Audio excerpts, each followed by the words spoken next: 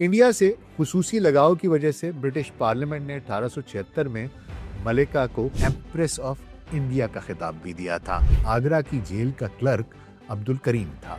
उसे घरेलू मुलाजिम के तौर पर लंदन लाया गया था। जल्द ही मलिका का काबिल एतमाद मसाहिब और साहिबुर राय मशीर बन गया। शाही महल के दीगर मकीन अब्दुल करीम को एक नौकर की हैसियत से देखते थे, मगर वो मलिका की आंख का तारा था। उसके पूरे खानदान को मलिका ने हिंदुस्तान से बुलाकर महल में रखा। मुंशी की गर्दन पर कहते हैं कि थोड़ा कार्बंकल नमूदार हो गया और मलिका ने बगैर सोए रात गुजारी।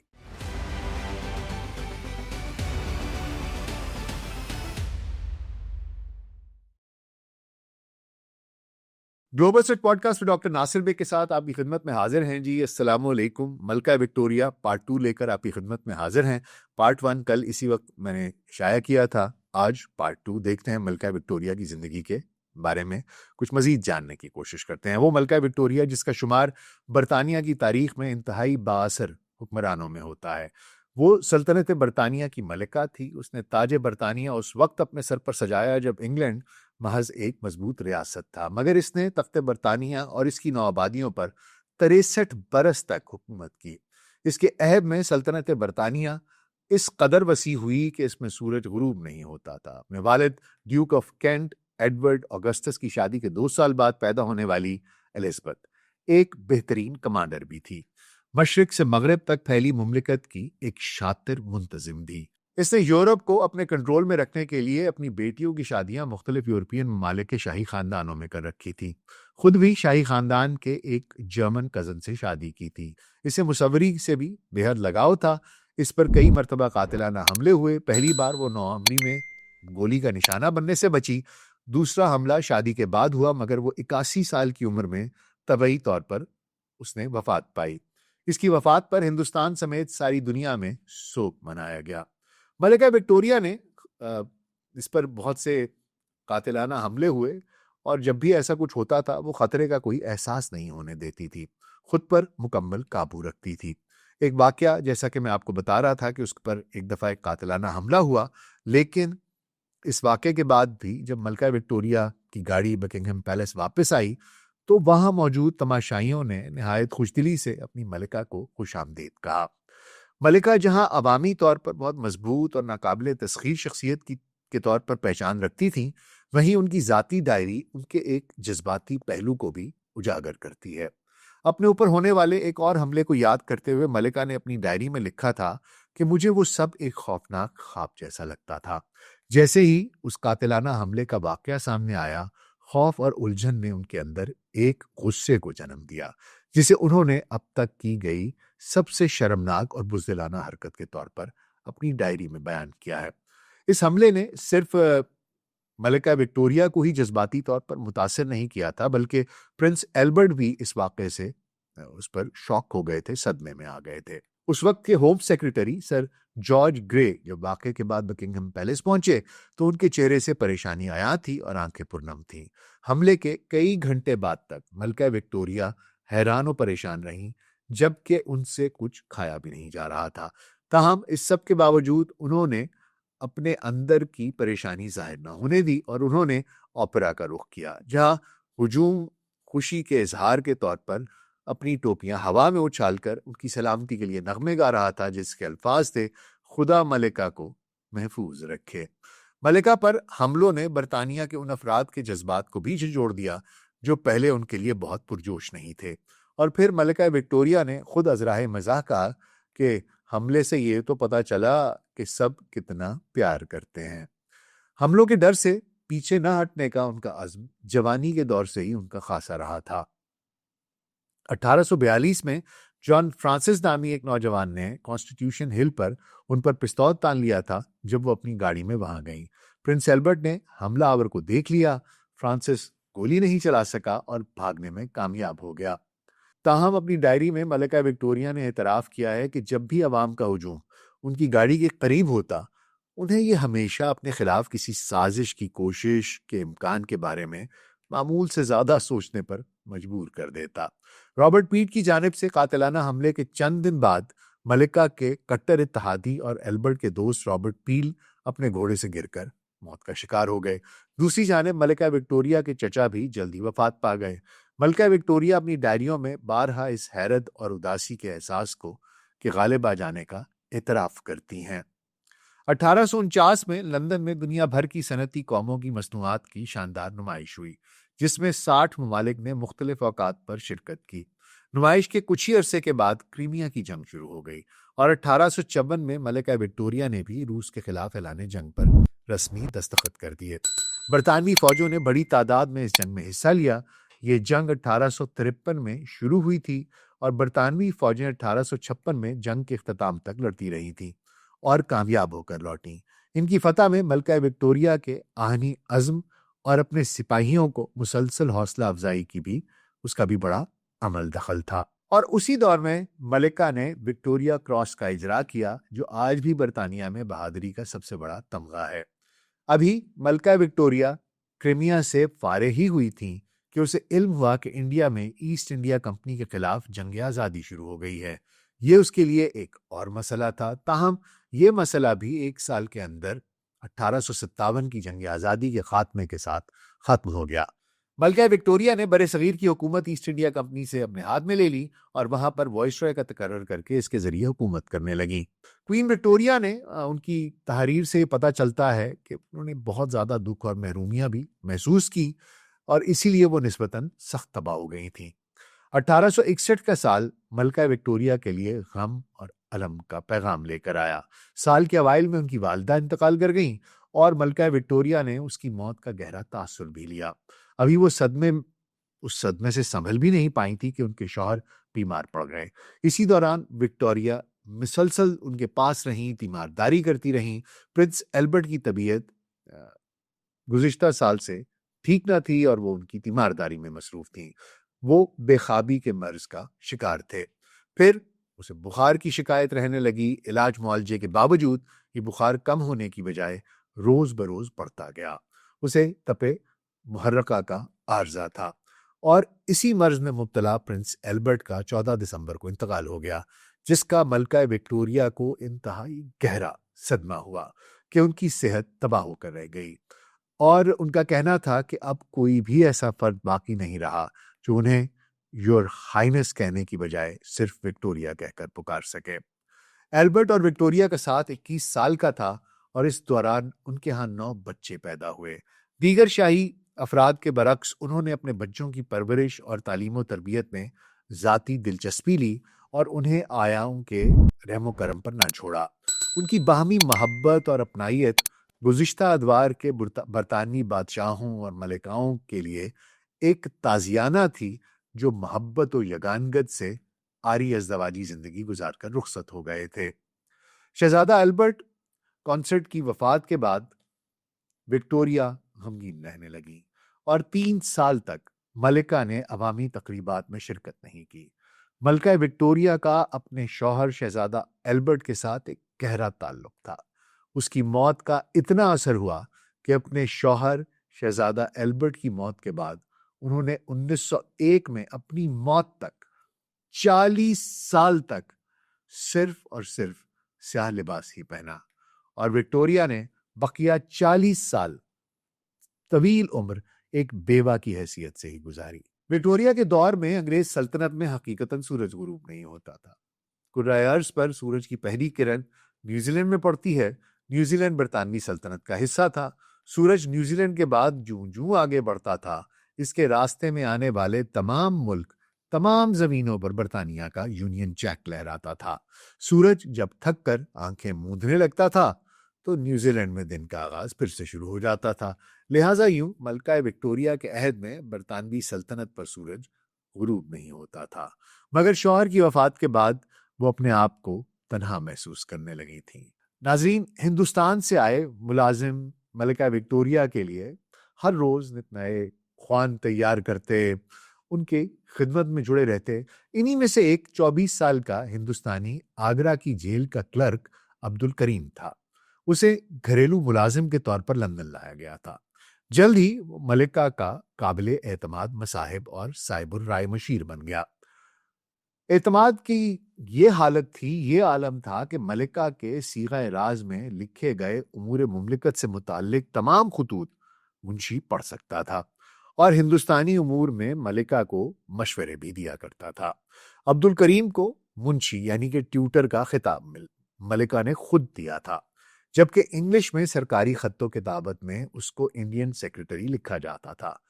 ملکہ اور عبد الکریم کا تعلق 13 سال تک قائم رہا۔ اسی نے ملکہ کو تنہائی میں ڈھارس بندھائی اور جینے کا حوصلہ بھی دیا۔ عبد الکریم کی پیدائش جھانسی میں 1863 میں ہوئی۔ وہ اردو، فارسی، عربی اور انگریزی پڑھا ہوا تھا۔ اس کے علاوہ قرآن پاک کا حافظ تھا۔ ہندوستان سے لندن آیا۔ ملکہ اور اس کے مابین جلد ہی دوستی کا تعلق قائم ہو گیا۔ دراصل ملکہ کے شوہر ایلبرٹ 1861 میں وفات پا چکے تھے اور اس کے بعد ان کے خادم خاص قابل اعتماد اسکاٹش جان براؤن بھی لمبی خدمت کے بعد دارالبقا کو روانہ ہو چکے تھے۔ ملکہ حد درجے تک محل کے اندر تنہائی محسوس کرتی تھیں۔ ملکہ نے منشی کو اردو بولنے کا کہا۔ وہی لفظ ملکہ نے دہرائے اور خود اپنی آواز میں اردو سن کر انتہائی خوش ہوئیں کہ اگلے ہی لمحے عبد الکریم منشی عبد الکریم بنا دیا گیا۔ دونوں میں ماں بیٹے جیسا پیار بھرا رشتہ تھا، ایک دوستی تھی اور احترام تھا، بالکل ویسا ہی جیسے ماں اور بیٹے کا ہوتا ہے، ایک ایسا رشتہ۔ اور وہ اتنی جلدی استوار ہو گیا کہ ملکہ نے اپنے محل کے در و دیوار ہندوستان سے آئے تحائف، سوغات اور اپنا تن بدن راجوں مہاراجوں کے بھیجے ہوئے قیمتی زیورات سے سجا لیا۔ شاہی محل کے دیگر مقرین عبد الکریم کو ایک نوکر کی حیثیت سے دیکھتے تھے، مگر وہ ملکہ کی آنکھ کا تارا تھا۔ اس کے پورے خاندان کو ملکہ نے ہندوستان سے بلا کر محل میں رکھا۔ ملکہ ہر سفر میں اس کو اپنے ہمراہ رکھتی تھیں۔ محل میں ملکہ کے رشتہ دار، وزراء، شہزادے، شہزادیاں، مصاحب، ملازم تو 3 روز تک انتظار کرتے کہ ملکہ سے ملاقات کی سعادت نصیب ہو، جبکہ عبد الکریم ملکہ کی خلوت خانے میں راز و نیاز کیا کرتے تھے، بلکہ مذہب، سیاست، فلسفہ، گھریلو سیاست پر تبادلہ خیال بھی کیا کرتے تھے۔ ملکہ اس کی کسی بات کو رد نہیں کرتی تھی۔ شہید منشی عبد الکریم کی خاطر ملکہ وکٹوریہ خدا جانے کس کس سے لڑی، کس کس سے پنجہ آزمائی کی، کتنی بار آٹھ آنسو روئی۔ اور جب عبد الکریم کو بخار ہو گیا تو کئی دن اس کی پیشانی پر ہاتھ رکھ کر دیکھتی رہیں اس کا بخار کم ہوا ہے یا نہیں۔ ایک دفعہ منشی کی گردن پر کہتے ہیں کہ پھوڑا کاربنکل نمودار ہو گیا اور ملکہ نے بغیر سوئے رات گزاری۔ اور کہا یہ جاتا ہے کہ جب ملکہ کی وفات ہو گئی تو عبد الکریم واپس ہندوستان آ گیا اور بہت جلد، شاید ایک ہی سال یا کچھ ماہ کے اندر اندر اس کی بھی وفات ہو گئی، جمع مرگی ہو گئی۔ خیر، برطانیہ کی تاریخ میں ملکہ وکٹوریہ سے طویل عہد حکومت کسی اور حکمران کا نہیں ہے۔ ملکہ وکٹوریہ نے تاج برطانیہ اس وقت سر پر سجایا جب انگلینڈ محض ایک مضبوط ریاست تھا، لیکن جب ملکہ وکٹوریہ کی وفات ہوئی تو اس وقت انگلینڈ کی سلطنت میں سورج غروب نہ ہوتا تھا۔ جون 1887 میں جب ملکہ وکٹوریہ کی حکومت کے 50 سال پورے ہوئے تو انگلینڈ میں پورے زور و شور کے ساتھ ملکہ کی تاج پوشی کی گولڈن جوبلی منائی گئی۔ پورا لندن نہایت خوبصورتی کے ساتھ سجایا گیا۔ ملکہ وکٹوریہ بھی ان ہنگاموں سے خوب لطف اندوز ہوئیں۔ اس کے ساتھ ملکہ کی گولڈن جوبلی کی تقریبات پوری سلطنت میں بھی منائی گئی۔ ان تقریبات میں 2 اہم ترین چیزیں شامل تھیں۔ ایک، ملکہ نے اپنی سلطنت کے تمام بڑے شہروں میں اپنے نام کی یادگاریں بنائیں۔ یہ یادگاریں آج بھی برطانوی راج کے تمام بڑے شہروں میں موجود ہیں۔ کراچی کی ایمپریس مارکیٹ ملکہ وکٹوریہ کی اسی گولڈن جوبلی کے موقع پر تعمیر ہوئی تھی۔ دوسرا، لندن سے ہندوستان تک ملکہ کے نام سے جوبلی مشل نکلی۔ اس مشل نے ملکہ کی پوری سلطنت کا چکر لگایا۔ یہ مختلف ملکوں اور مختلف علاقوں سے ہوتی ہوئی ہندوستان پہنچی۔ مشل ہندوستان کے ایک ضلع میں آتی، ضلع بھر کے لوگ ڈھول تاشوں سے اس کا استقبال کرتے، آتش بازی کا مظاہرہ ہوتا، گانے گائے جاتے اور ڈانس کیے جاتے۔ یہ مشل اس عالم میں پورے ضلع کا چکر لگاتی۔ مشل کا چکر مکمل ہونے کے بعد ڈپٹی کمشنر ضلع کی سرحد پر پہنچ کر مشل ضلع کے ڈپٹی کمشنر کے دوسرے ضلع کے جو ڈپٹی کمشنر ہے اس کے حوالے کر دیتے۔ مشل کا اگلا سفر اس طرح شروع ہو جاتا۔ یہ مشل ہندوستان کے مختلف علاقوں سے ہوتی ہوئی پنجاب پہنچی تو پنجاب حکومت نے جبلی کے نام سے ایک طویل پنجابی گانا بھی تیار کروا رکھا تھا۔ اس کے علاوہ ملکہ کی مشل 68 نو آبادی ممالک میں گھمائی گئی تھی۔ اس کا نام جبلی مشل تھا۔ انڈیا سے خصوصی لگاؤ کی وجہ سے برٹش پارلیمنٹ نے 1876 میں ملکہ کو ایمپریس آف انڈیا کا خطاب بھی دیا تھا۔ لاہور کے چیرنگ کراس میں کوئین وکٹوریا کا ایک مجسمہ بھی ایستادہ رہا۔ ایمپریس روڈ اور کوئینز روڈ تو آج بھی موجود ہیں۔ ملکہ وکٹوریا نے برطانوی سلطنت پر 63 سال 7 مہینے 2 دن تک حکومت کی۔ یہ دور، جسے وکٹورین دور کہا جاتا ہے، برطانیہ میں عظیم سماجی، اقتصادی اور یقیناً ثقافتی تبدیلیوں کا وقت تھا۔ اس دور میں برطانوی شہریوں اور دنیا کے دیگر لوگوں کے لباس پہننے کا انداز بنیادی طور پر تبدیل ہوا۔ ملکہ وکٹوریا نے دنیا کو بے شمار نئی چیزیں اور نئی روایات بھی دیں۔ یہ روایات، یہ چیزیں آج تک موجود ہیں۔ مثلا دنیا میں آج بھی وکٹورین طرز تعمیر موجود ہے۔ وکٹورین فرنیچر بھی آج تک بنایا جاتا ہے۔ ملکہ وکٹوریا جس طرز کی بگھی استعمال کرتی تھیں، وہ بگھی بعد ازاں پوری سلطنت میں عوامی سرواری بنی اور وہ وکٹوریا کہلائی، اور وکٹوریا تانگا کہلایا۔ برطانیہ میں بہادری کا سب سے بڑا اعزاز آج بھی وکٹوریا کراس کہلاتا ہے، اور دنیا میں پروٹوکول کا جدید نظام بھی ملکہ وکٹوریا نے وضع کیا تھا۔ ملکہ نے وی آئی پی اور وی وی آئی پی کے باقاعدہ اس کی کیٹیگریز بنوائی تھی، اور اس کی پوری سلطنت میں لوگوں کو ان کیٹیگریز کے تحت سرکاری پروٹوکول دیا جاتا تھا۔ انگریز دور میں تحصیل کی سطح پر کرسی نشین اور سفید پوش، یہ 2 اعزازی عہدے بھی ہوا کرتے تھے۔ آپ نے سفید پوش کہا ہوگا کہ جی ہم بڑے سفید پوش لوگ ہیں، اور کرسی نشین یہ کیا ہے، یہ آپ کو بتاتے ہیں۔ کرسی نشین کا ٹائٹل گاؤں کے اس شخص کو ملتا تھا جو انگریز کو گھوڑے، فوجی اور مخبری دیتا تھا۔ کرسی نشین کو سرکاری دفتر میں سرکاری افسروں کے سامنے کرسی پر بیٹھنے کی اجازت ہوتی تھی، جبکہ باقی لوگ زمین پر بیٹھتے تھے یا زیادہ سے زیادہ افسر کے سامنے کھڑے ہو سکتے تھے۔ جبکہ سفید پوش وہ معزز لوگ ہوتے تھے جنہیں سرکار ان کی وفاداریوں سے خوش ہو کر ہر سال سفید رنگ کے 2 جوڑے عنایت کرتی تھی، اور یہ لوگ کپڑے پہن کر سرکاری دفتروں میں جایا کرتے تھے۔ سرکاری پروٹوکول سفید پوشوں اور کرسی نشینوں سے شروع ہوتا تھا اور ملکہ تک جاتا تھا۔ اس دور میں سرکار لمبردار، کانسٹیبل اور پٹواریوں سے شروع ہوتی تھی اور وائسرائے تک جاتی تھی۔ وائسرائے ملکہ کے گورے غلام ہوتے تھے، اور ان لوگوں کو کیا کیا پروٹوکول حاصل تھا، یہ تمام معلومات ایک سرکاری ڈائری میں درج ہوتی تھی۔ یہ ڈائری بلو بک کہلاتی تھی۔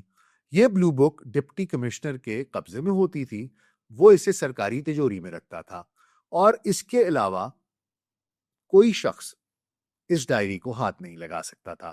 ڈپٹی کمشنر تبادلے کے بعد اس وقت تک چارج نہیں چھوڑ سکتا تھا جب تک وہ بلو بک نئے ڈپٹی کمشنر کے حوالے نہیں کر دیتا تھا۔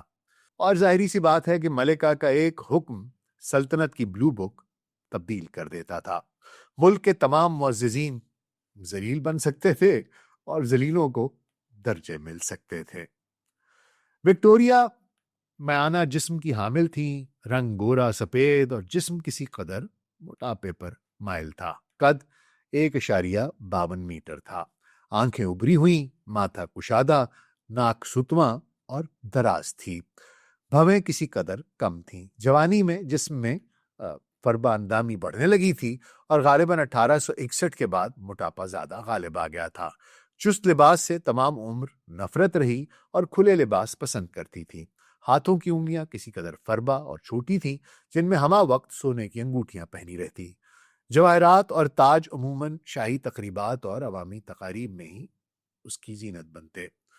ملکہ وکٹوریا کی زندگی کے آخری چند سال پریشانی کی حالت میں گزرے۔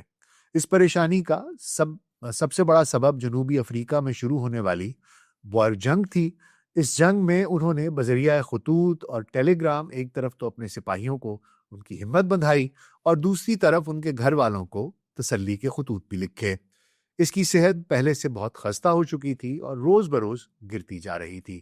جنوری 1901 کے اوائل میں ملکہ وکٹوریا علیل ہوئیں، اور عمر کے 81ویں سال میں وہ اپنے مشاغل میں مصروف تھیں، حتیٰ کہ اپنے روزنامچہ کے آخری صفحہ وفات سے 7 روز قبل لکھا۔ जनवरी 1901 के दूसरे हफ्ते में उन पर फॉलेज के असरात नजर आने लगे और बीनाई कमजोर होने लगी और विक्टोरिया को चलने फिरने में दिक्कत पेश आने लगी। 22 जनवरी 1901 को विक्टोरिया की हालत में शिद्दत आ गई। बिस्तर मर्ग के करीब एडवर्ड हफ्तम और विल्हम दोम बैठे हुए थे कि शाम 6:30 पर विक्टोरिया इंतकाल कर गईं। बवक्त इंतकाल उम्र 81 बरस 7 माह और 29 दिन थी। मलका विक्टोरिया की मैयत को सेंट जॉर्ज चैपल विंजर किले में रख दिया गया ताकि अवाम उनका आखिरी बार दीदार कर सकें। पीर 4 फरवरी 1901 को फ्रैगमोर विंजर बर्कशायर में आखिरी रसूमात अदा की गईं, जिनमें यूरोप के शाही खानदान शरीक हुए। विक्टोरिया यूरोप में वाहिद और आखिरी मलिका थीं जिनकी आखिरी रसूमात में तकरीबन यूरोप के तमाम शाही खानदान शरीक हुए थे। बाद अज़ां ये मौका किसी और मलिका या बादशाह को मुयस्सर नहीं आया। बरतानवी अवाम ने कई रोज तक अपनी मलिका की मौत का सोग मनाया और पूरी दुनिया से उसकी वफात पर ताज़ियती पैगामात आते रहे। मलिका विक्टोरिया को दूसरे बादशाहों के साथ वेस्टमिनिस्टर एबे में दफन ना किया गया, बल्कि अपने महबूब शौहर के साथ उनकी कब्र बनाई गई। तो जनाब, ये थी मलका विक्टोरिया की जिंदगी की कहानी, जो कि 2 पार्ट्स में आपकी खिदमत में पेश की। आपको ये कैसी लगी? कोई और दिलचस्प वाक़या आपको इल्म है तो कमेंट से मुझे ज़रूर बताइएगा और अपनी राय से इसका ज़रूर इजहार कीजिएगा।